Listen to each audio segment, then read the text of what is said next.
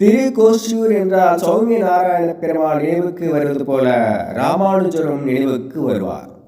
வைணவத்தின் மிகப்பெரிய ஆச்சாரியா ராமானுஜர் ஆவார். திருமந்திரத்தை ஊருக்கு உபதேசித்தவர். தான் என்ற அகந்தையை அவர் அகற்றியதும் திருக்கோஷ்டியூரில்தான்.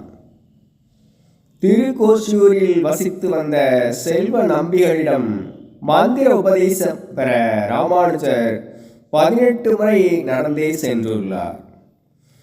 ஒவ்வொரு முறையும் நம்பிகள் உள்ளிருந்து கதவை தட்டுபவர் யார் என்பாராம். ராமானுஜரோ நான் ராமானுஜன் என்பாராம். உள்ளிருந்து நம்பிகளோ நான் செத்ததும் வா என்பாராம்.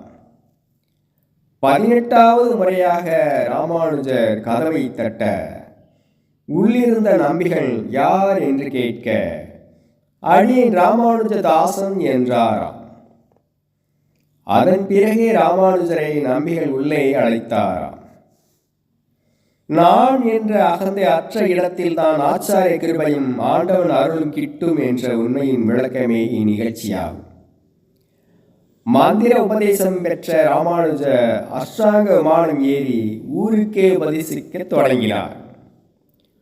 உபதேச நெறியை மாற்றி நடந்த இவரது உபதேச செய்தி அறிந்த செல்வ நம்பி வெகுண்டெழுந்தார். பின் விளைவுகள் தெரியுமா என்றார். ராமானுஜரோ எனக்கு நரகம் கேட்டினாலும் மந்திரம் கேட்போர் சொர்க்க பேர் அடைந்தால் அதுவே எனக்கு மகிழ்ச்சி என்றார். சமூகத்தில் இருந்து வந்த ஏற்ற தாழ்வுகளை போக்க அன்றே பாடுபட்டவர் ராமானுஜர். அதே போல் கலப்பு திருமணங்களை ஆரம்பித்து வைத்தவரும் ராமானுஜரே ஆவார்.